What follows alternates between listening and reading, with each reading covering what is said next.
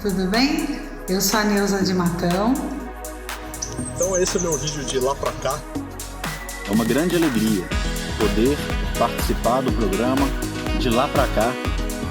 Então é isso, meu amigo, eu agradeço muito por sua participação.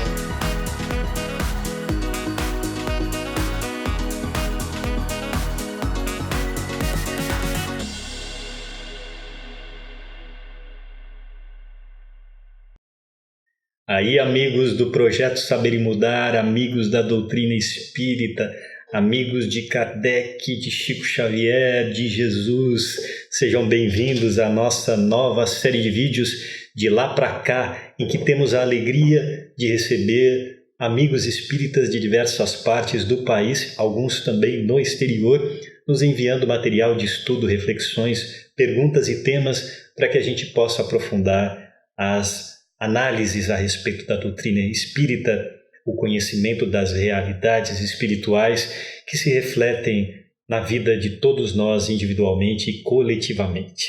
E hoje nós vamos receber o nosso amigo Rafael Lavarini, lá da cidade de Sete Lagoas, Minas Gerais. Ele que é natural lá de Sete Lagoas e que agora está se mudando para o estado da Paraíba por motivos profissionais. É um jovem trabalhador espírita já bastante conhecido, palestrante que tem viajado aí pelo país, levando a mensagem espírita, estudando vários temas, em especial aprofundando temas e itens de estudo da portentosa e grandiosa obra de Chico Xavier pelo Espírito Emmanuel, Paulo e Estevão. Então, este jovem é um exemplo de trabalho e de dedicação aí para muitos de nós e que tem nos abrilhantado com o seu conhecimento, com as suas reflexões e com a sua oratória e também com a sua vivência da doutrina espírita, não é?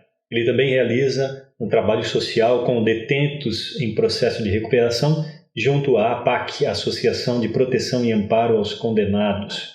Tive a alegria também de estar com o Rafael ano passado no Encontro Nacional dos Amigos de Chico Xavier e sua obra, que acontece sempre em um lugar diferente, uma cidade diferente do Brasil ao longo dos anos. Estivemos em todos os anos a partir de 2011 e também no primeiro encontro internacional em Lisboa, Portugal, 2015. Se não me engano, conheci o Rafael, ele vai poder lembrar também. Um ano anterior, em algum encontro do Chico, nós pudemos nos conhecer, mas lembro bem do ano passado em que estivemos juntos, porque ele foi justamente na cidade dele, de Sete Lagoas. Ele foi um dos organizadores do evento na cidade, né? Trabalhou bastante para conseguir levar esse evento ali na cidade de Sete Lagoas e também para o Brasil e para o mundo, porque também está à disposição as palestras pela internet. Ele, aliás, também foi um dos palestrantes e nós estivemos lá em Sete Lagoas em 2018 também para lançar o livro Allan Kardec, Chico Xavier, Identidade e Missão, em parceria com Carlos Bacelli. Tivemos uma palestra lá de lançamento do livro, você também pode encontrar pela internet. Aí está o link com a palestra do lançamento da obra dentro do encontro do Chico Xavier em Sete Lagoas. E neste outro vídeo também produzido pelo Projeto Saber e Mudar, o outro vídeo não foi feito por nós, nós também postamos pelo Projeto Saber e Mudar. E o vídeo anterior a este, que foi de lançamento do anúncio do livro feito pelo Projeto Saber e Mudar, que colocamos dentro da série Chico Xavier, Vida e Obra. Os dois vídeos estão dentro desta série que você também pode acessar aí para conhecer. Mas vamos à pergunta do nosso amigo Rafael, que nos mandou o vídeo. Vamos lá. Meus queridos amigos, é uma grande alegria poder participar do programa De Lá Pra Cá com nosso irmão Fernando Peron. E eu gostaria de aproveitar essa oportunidade para perguntar ao Fernando o que ele pensa sobre o atual momento, né, do movimento espírita em relação aos trabalhos que são exercidos hoje nas casas espíritas. Particularmente, eu tenho observado que trabalhos de visitação em hospitais, em cadeia pública, dificilmente a gente tem visto hoje o movimento espírita se preocupar mais com essa parte social, de encontro mesmo aos aflitos, e se preocupando mais com a parte de estudos, né? Então eu queria saber, dentro do conhecimento que o Fernando tem, dentro do conhecimento do histórico do espiritismo primitivo, do cristianismo primitivo, qual leitura que ele faz disso, né? E como que a gente poderia, é óbvio que através do nosso exemplo também, mas como poderíamos, né, despertar esse interesse no coração dos jovens que estão chegando agora dentro da doutrina espírita, tá bom? Um forte abraço a todos vocês que estão nos assistindo, em especial ao meu amigo Fernando. Legal, Rafael, você levantou aí um tema muito importante, muito bem observado, hein? Que vez ou outra nós temos que ser relembrados, né? A importância do trabalho social também realizado fora da casa espírita, com as visitas fraternas, as visitas aos detentos, que não são meras visitas, não é? É um intercâmbio aí de amor, de fraternidade com esses irmãos que são pouco lembrados, né? São muito julgados e pouco lembrados.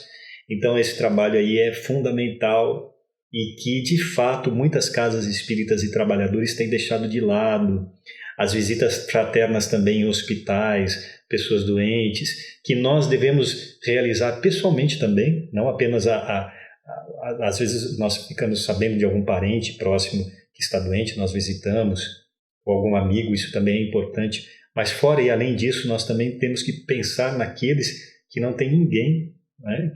que não são da nossa família direta, mas que são da nossa família mais ampla da humanidade, visto que somos todos irmãos, não é? E que muitas vezes uma visita faz uma diferença muito grande na própria recuperação da pessoa que está adoentada, não é? Porque é o amor em ação, é a fraternidade em ação.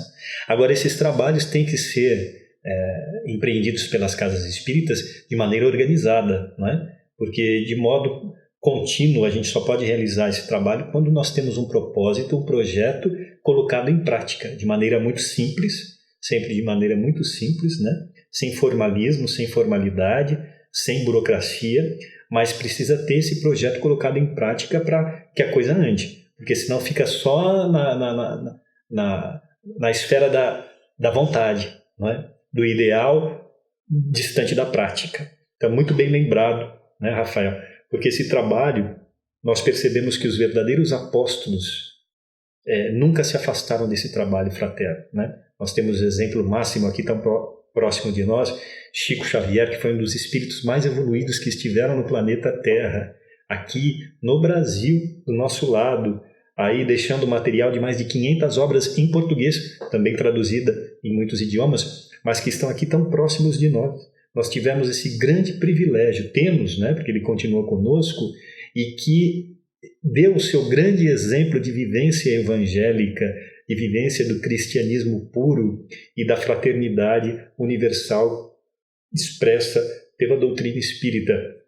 E o Chico, como você sabe, Rafael, e muitos amigos precisam relembrar e também conhecer, aqueles jovens que ainda não conhecem, o Chico, ele ia diretamente de encontro aos necessitados, né? Ele dava o exemplo da sua vivência, de tudo que ele psicografava, né? Que era a essência da sua própria vida, da sua mente e do seu coração, da sua mente muito desenvolvida, né? E do seu coração que era amor puro, né? Então ele fazia todos esses trabalhos aí de maneira simples, com aquela simplicidade genuína que ele tinha, né? Mas de maneira convicta.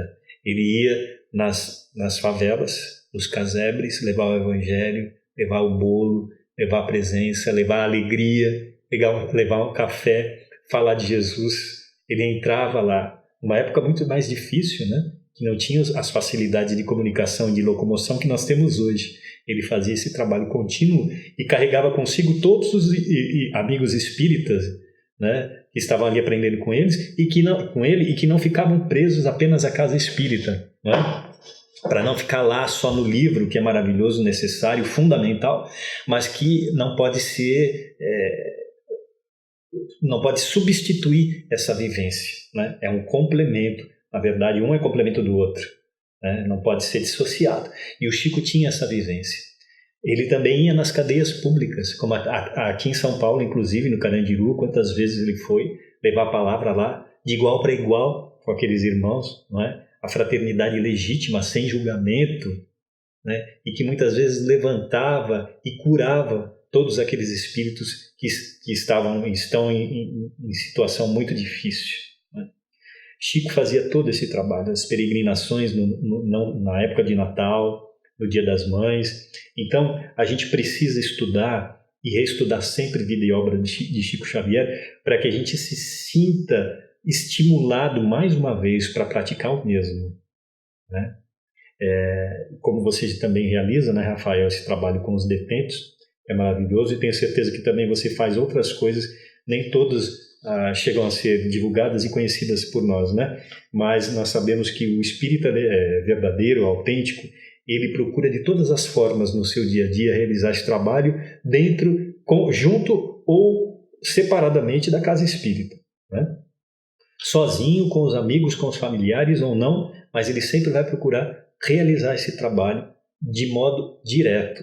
Então, esse é um ponto, inclusive, que tem que ser muito lembrado e discutido por todos nós, que também está ligado a um outro tema muito sério da doutrina espírita e que tem vindo à tona atualmente, que é a questão da elitização do movimento espírita.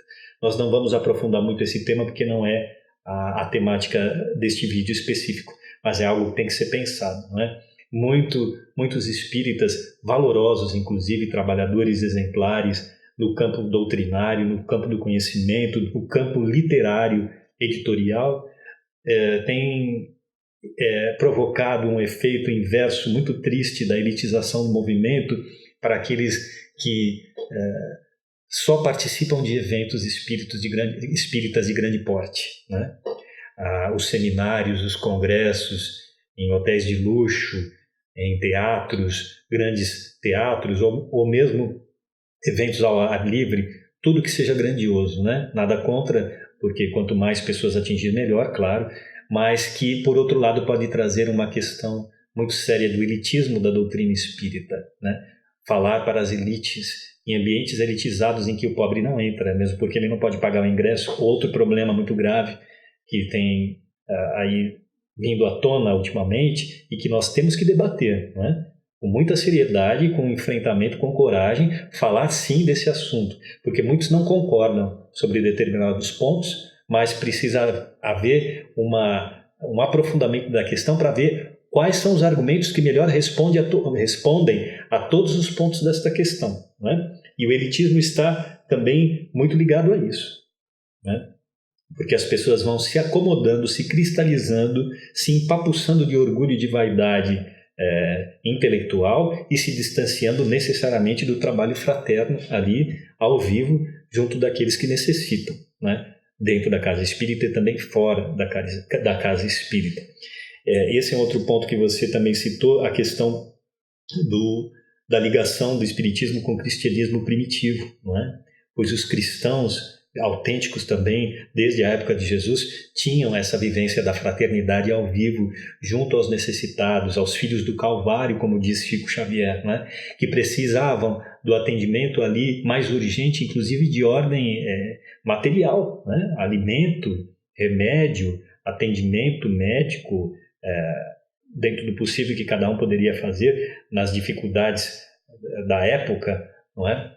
Então essa fraternidade legítima a gente não pode esquecer nunca, e todos nós espíritas e as casas espíritas, os dirigentes espíritas têm que tomar muito cuidado com isso, tem que pensar e repensar muitas vezes os rumos que estão direcionando os próprios espíritas, os trabalhadores e aqueles que frequentam a casa, né, que vão se afastando desta vivência legítima, que realizem outros trabalhos ditos sociais, que também são importantes, não é?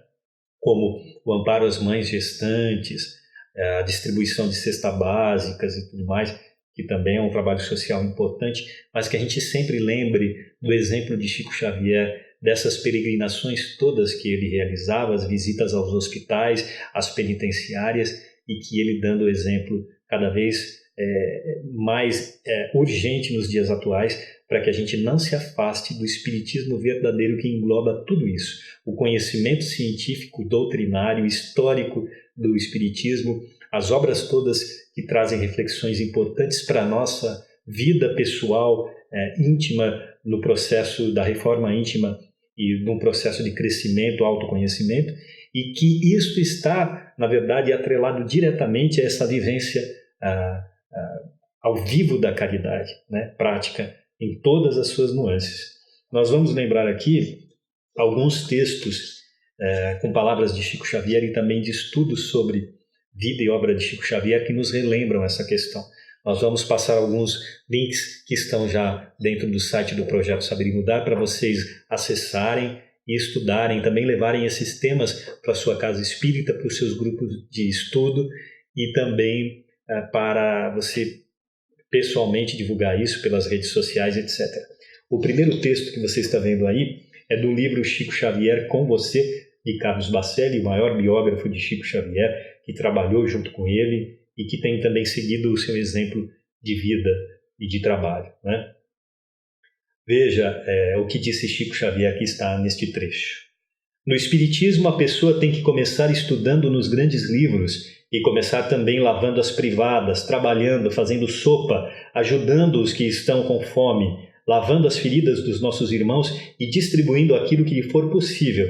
Porque se nós não tivermos coragem de ajudar na limpeza de um banheiro, de uma privada, nós também estaremos estudando nos grandes livros da nossa doutrina em vão. Nossa, a lição do Chico bem direto, né? Como é necessário que a gente acorde. Vamos a um outro trecho. Essa também de uma obra de Carlos Bacelli pelo Espírito Inácio Ferreira. Nós não vamos ler tudo porque ficaria muito extenso, mas esse trecho que nem é extenso, você pode acessar e estudar também. Num determinado ponto, ele diz o seguinte: nenhuma religião coloca o trabalho em destaque como o Espiritismo faz. Por exemplo, caridade é trabalho, vivência da fé é trabalho, visitar um doente é trabalho, ir à periferia é trabalho, mediunidade é trabalho, difundir a doutrina é trabalho. Chico Xavier nos ensinava isso. Vocês se recordam? Perguntei aos amigos que interagiam comigo, oferecendo-me indispensável suporte aos estudos sob minha responsabilidade. Chico nos ensinou a não ficar quietos, não é, doutor? Ele estava sempre procurando uma maneira de ser útil, a fim de não permitir nenhum instante ocioso. Um outro link aí, desta vez da obra Contos desta e d'Outra Vida, psicografada por Chico Xavier pelo Espírito Irmão X, que era um Humberto de Campos, para você acessar também e conhecer. Temos um texto mais longo aí, descrevendo peregrinação com Chico Xavier. Acesse esse texto, esse link, leve para o seu grupo de estudo, também divulgue.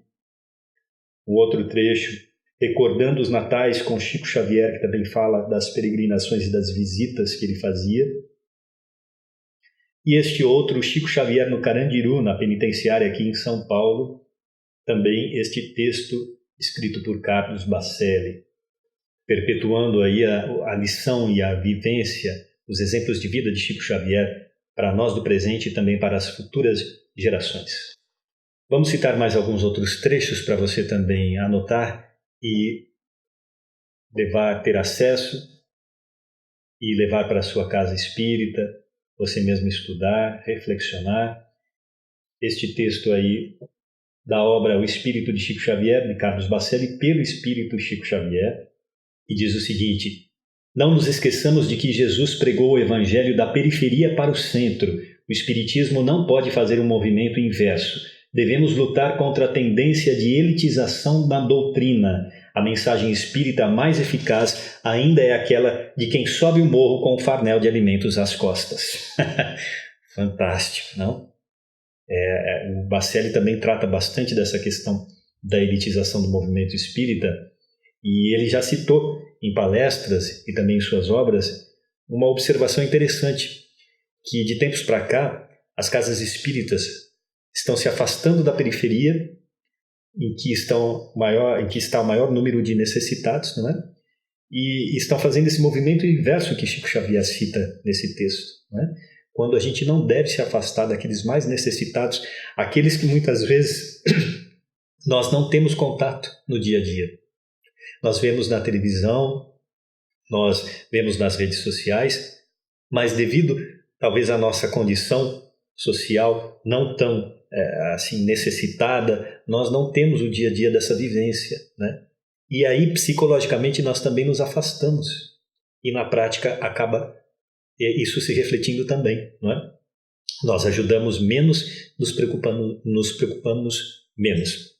Então é preciso ter essa conscientização, não é?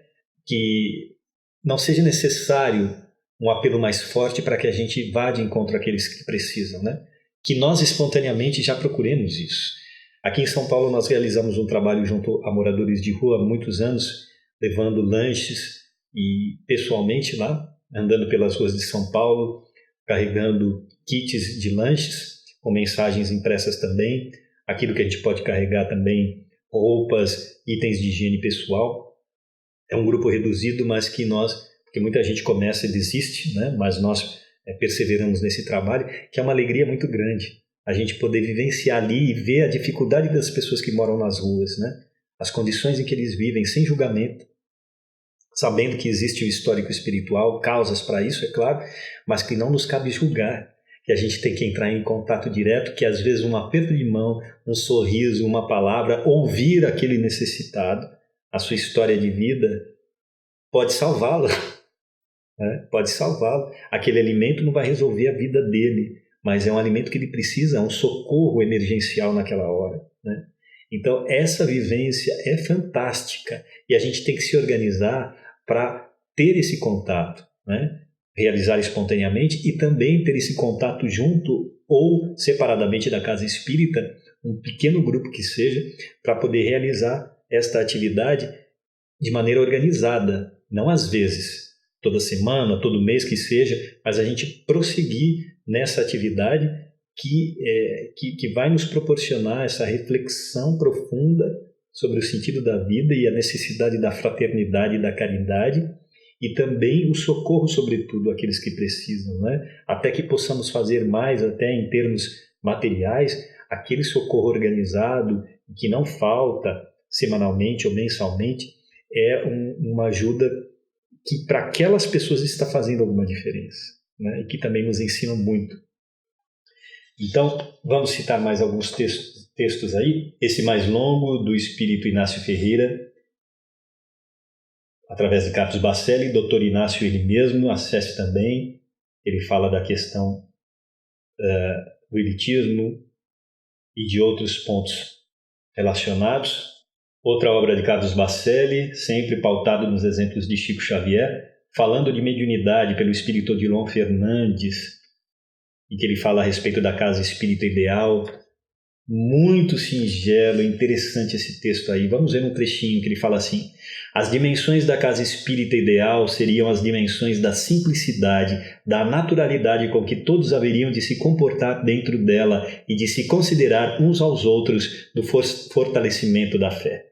Porquanto, infelizmente, o personalismo fragiliza a crença, os companheiros que se conflitam imperceptivelmente minam a própria resistência espiritual e se tornam vulneráveis à influência das trevas. Outro trechinho desse texto: quando será que nós, os espíritas, vivenciaremos o movimento que os cristãos vivenciaram há quase 2000 anos, combatendo dentro de nós toda e qualquer inclinação infeliz à vaidade, à presunção, o personalismo, o orgulho que tantas vezes se camufla e o egoísmo que se disfarça? Levantando também a questão aí do elitismo espírita, a grave questão da elitização do movimento espírita. Outro trecho deste mesmo texto: de fato, as casas espíritas têm se multiplicado. No entanto, raros são os núcleos que conservam o espírito do cristianismo. Raros os grupos em que se pode respirar o perfume suave e doce do Evangelho. Raros os centros espíritas em que se pode perceber aquela atmosfera não mística, mas espiritualizada, nos transportando em espírito para as regiões floridas da Galileia, ao ponto de podermos registrar o marulho das ondas do Tiberíades, quando Jesus pregava à sua margem. Olha que beleza, não? Rafael perguntou também no vídeo como é que a gente pode estimular os jovens que estão chegando à doutrina, ou mesmo os mais maduros que estão entrando em contato com a doutrina agora, a esse trabalho, né? Como você citou, pelo nosso exemplo de vivência, né? Então a casa espírita deve ter esse exemplo entre os seus próprios trabalhadores. E quando ainda não há um trabalho dessa natureza, empreender, sem demora, sem complicação, sem burocratização, da maneira mais simples possível, né? E de maneira organizada, claro, não à torto e à direito, sem organização, porque isso seria contraproducente e não duraria muito. É preciso ter essa organização de dia, de local, que seja semanal, que seja mensal, para poder fazer esse trabalho e que esse trabalho nos estimule, nos inspire a tantos outros que podem ser feitos fora da casa espírita também, como a visita a hospitais, a penitenciárias, etc., né? Então, os jovens precisam também entrar em contato com essas obras todas que falam desses exemplos, né? Desde o cristianismo primitivo, quanto ao cristianismo moderno, dito moderno ou contemporâneo, não é? Em que, repetindo, temos o exemplo máximo em Chico Xavier. Vamos ver aqui um último trecho, que você pode acessar o link, o texto completo aí, que está também numa obra de Carlos Bacelli, pelo Espírito Inácio Ferreira, Diálogos com o Dr. Inácio. Em determinado trecho ele diz o seguinte, ele cita vários pontos, né? Ele estimula que a gente participe de congressos, de simpósios, seminários, reuniões, blogs, Facebook, tudo, que a gente divulgue a doutrina, estude, leia, mas que pelo menos uma vez por semana, o ideal seria mais, que a gente procure participar do trabalho da confecção de uma sopa na periferia destinada às pessoas carentes.